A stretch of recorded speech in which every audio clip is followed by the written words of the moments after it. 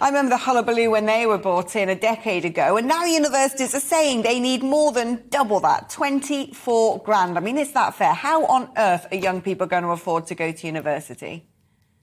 That's a really good point. And that, first of all, it's not all universities that are calling for that. There is just a need for a discussion about the tuition fee, I think, is a fair thing to say here. And one of the main reasons for that is that £9,000 hasn't changed. It hasn't even changed with inflation over the years. And then international students, as you've just kind of pointed out there as well, they pay a significant amount more. They pay around about £24,000 to come and study with us in the UK.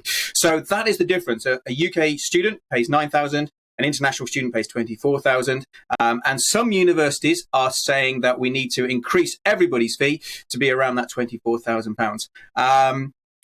Whether that's the right thing to do or not is certainly something that needs discussion. And then we can see, as a society, how we want to take our universities. And I think that's the important issue here. Do we want to see our universities as purely as businesses, get as many students as possible, paying the maximum amount of money? Or do we want to see it as something that we as a society value? We value the education of our young people into the careers and the jobs which we need, such as medicine, engineering, etc.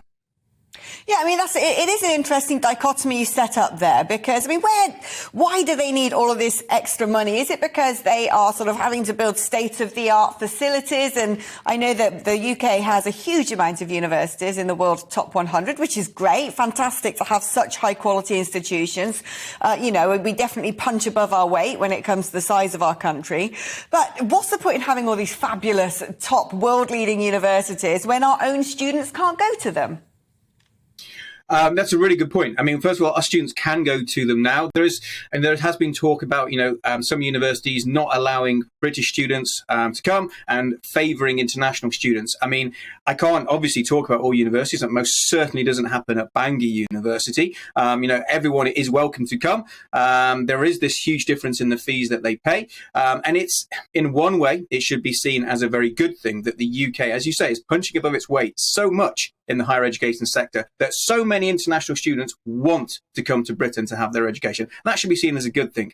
Whether we should be now charging more for all our students, first of all, you say this £9,000 hasn't gone up in 10 years. I'm not saying that we should massively increase it, without a doubt, but the cost of doing everything, your previous speaker was talking about the cost of living crisis. Everything has gone up in the UK. So perhaps we do need to look at that. But we also perhaps need to have a more root and branch rethink about how our universities are funded, not just society, but also the different degrees as well. Some degrees are very expensive to teach, medicine, for example, engineering. Other degrees may be slightly cheaper to teach as well. So perhaps we need a real rethink for our whole university sector to make it fair and to make sure that it is open to everybody that wishes to come to university.